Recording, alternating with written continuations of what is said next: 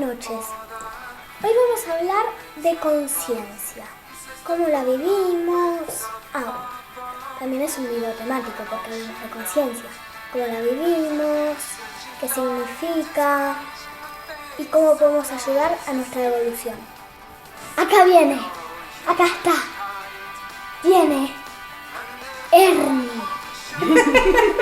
¿Cómo es esto? Acá viene, acá está.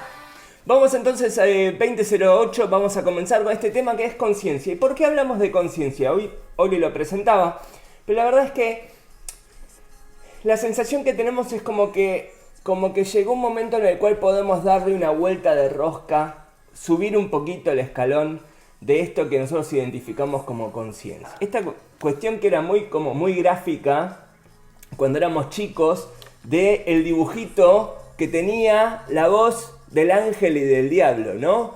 Y siempre he identificado eso como la voz de la conciencia, como una cuestión de nosotros darnos cuenta. Es como que la conciencia tiene como muchos significados. Entonces lo primero que voy a hacer, como hago generalmente, es tomar la definición del diccionario. Conciencia dice conocimiento que el ser humano tiene de su propia existencia, de sus estados y de sus actos. Siempre tiene como un vínculo hacia lo que implica un conocimiento moral de lo que está bien y lo que está mal. Por eso esta imagen que les decía de la sensación del angelito y el diablito, ¿no? Es como que vos tenés como una mirada sobre eso. Ahora, cuando hablamos de la conciencia con ese C, hablamos de la capacidad que tiene el ser humano de percibir la realidad y reconocerse en ella.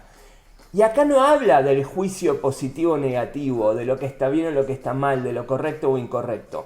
Siempre está implícito esta cuestión de lo bueno o lo malo, mi reacción, el malestar, el bienestar, como una forma de poder vincularnos, de entender cómo nos estamos vinculando con la realidad. Pero acá, a medida que vos vas elevando, yo uso un modelo de 5 niveles de conciencia. Nivel 1 es el nivel reactivo, es el nivel de la víctima, es el nivel donde vos considerás que lo que te pasa es fruto de las circunstancias externas. Esto es siempre un modelo, porque muchos de los que pueden estar ahí lo conocen, es nada más que para tener una idea de cómo favorecer el darnos cuenta.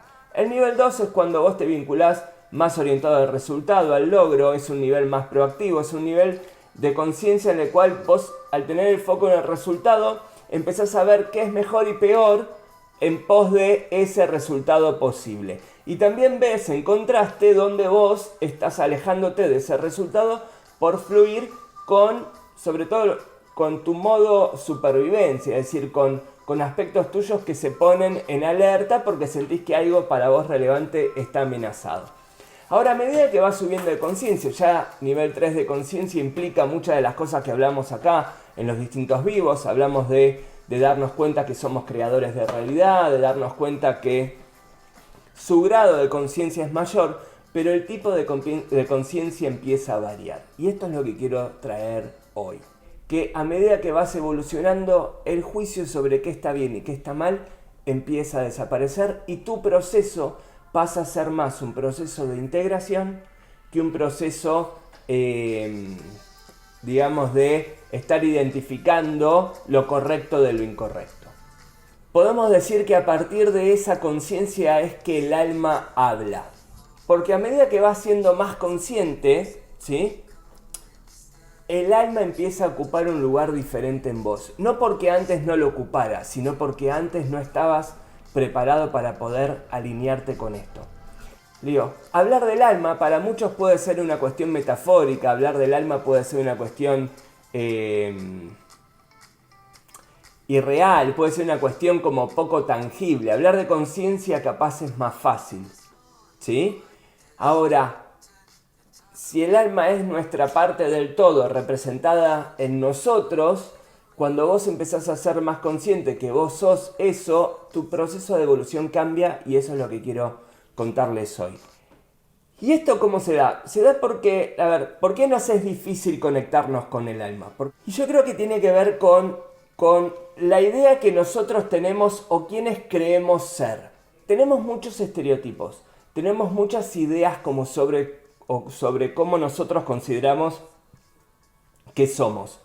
Y cuando todas esas ideas cobran más relevancia que el propio sentido ¿sí? De cómo estás vos y quién sos en un sentido más profundo, es como que te vas perdiendo y te vas comprando la idea de que vos sos esas identidades o esas imágenes que tenemos.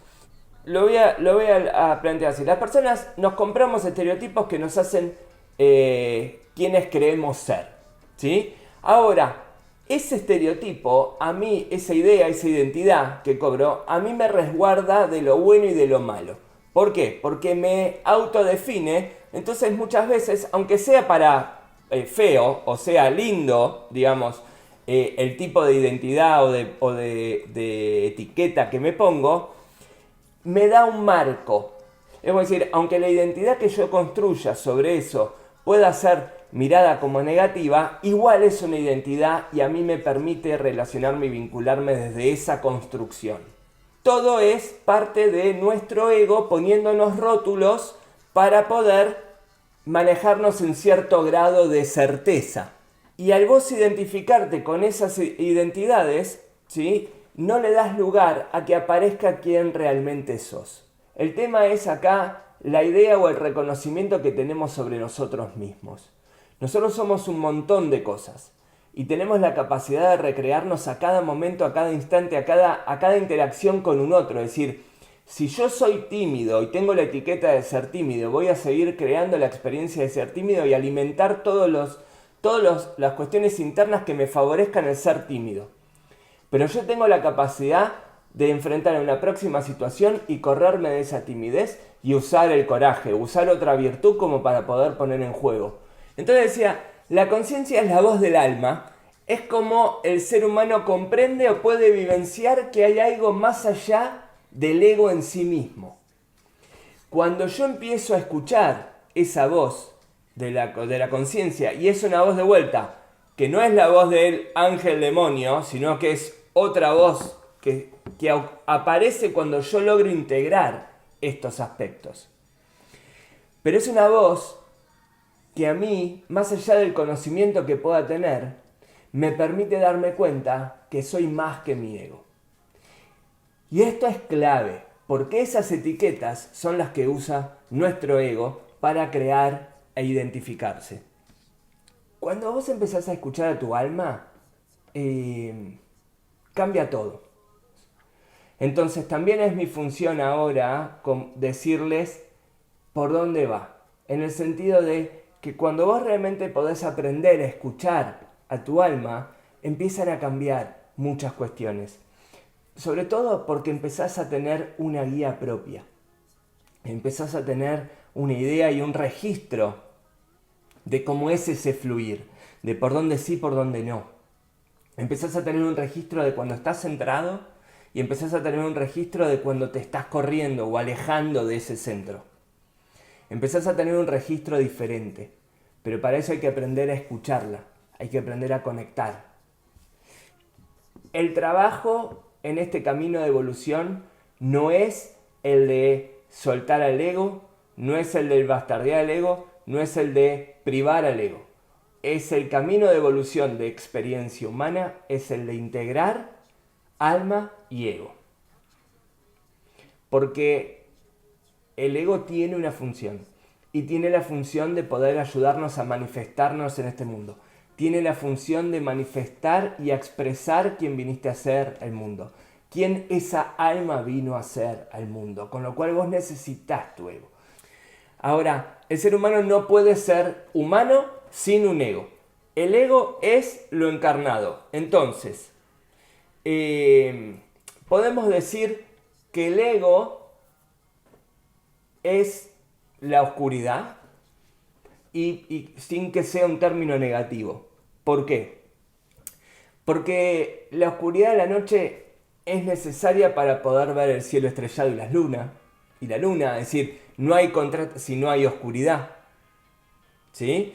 La oscuridad de la noche, decíamos, es también lo que ayuda a los animales de la noche a tener una experiencia y una razón, porque si son animales de la noche no son animales que estén durante el día. Entonces, si el alma es el día, el ego es la noche, y ambas son necesarias para vos tener tu experiencia, ¿sí? Un ser humano es un alma con ego. Y eso es un cambio de switch, que parece un juego de palabras, pero no es un juego de palabras. Vos sos un alma que está encarnada, que tiene un ego y un cuerpo que necesita para poder experimentar quien vino a experimentar. Y toda la realidad que va a crear va a estar en función del sentido y el propósito de aquello que viniste a experimentar. Que capaz eso que viniste a experimentar a tu ego le parece chiquito, le parece tonto, le parece insignificante, pero es lo que viniste a experimentar. En ese camino de encuentro al alma, ¿sí?, hay que empezar a vernos acá, incluso tener como una mirada desde un lugar ingenuo. Y también con un cariño genuino, con ternura, de empezar a vernos desde un lugar diferente. Porque casi como quien mira a un bebé. ¿Vieron esa mirada que vos tenés sobre un bebé? Con ternura, con cariño. Hasta incluso le pones una voz tipo...